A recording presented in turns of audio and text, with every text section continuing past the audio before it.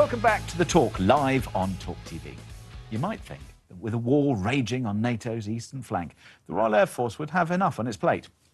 But tensions have erupted much closer to home after its chief recruiter bailed out following a row over diversity. The senior officer reportedly resigned in protest at a freeze on offering jobs to white men in an effort to meet impossible inclusion targets.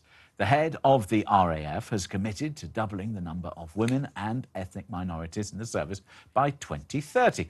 But pilots are increasingly concerned that the bosses are willing to undermine the force's fighting strength in the pursuit of diversity. So, at a time of growing threats from Russia and China, does our Air Force have its priorities straight? Mike?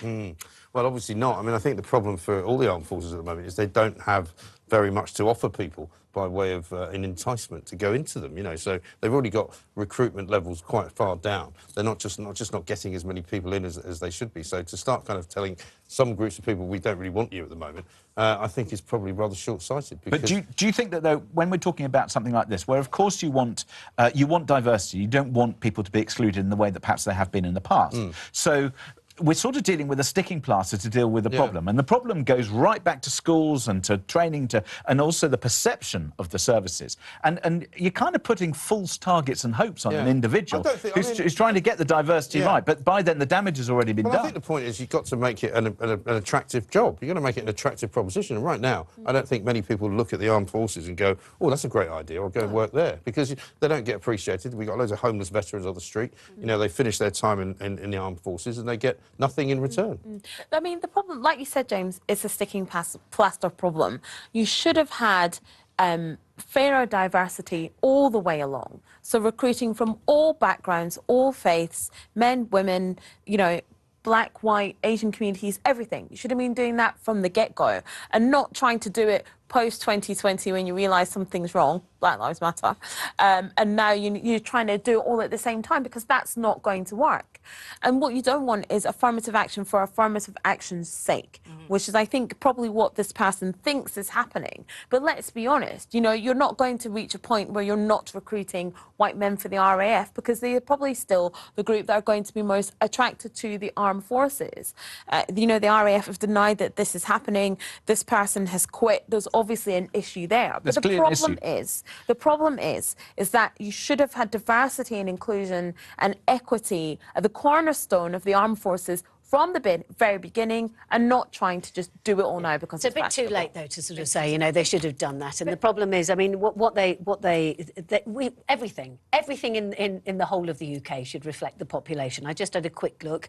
I know it's 2011, which was the last proper census, but it was 13% of the UK was essentially non-white, black, Asian, mixed or other ethnic groups. So, and it's 51% population women and 49% men.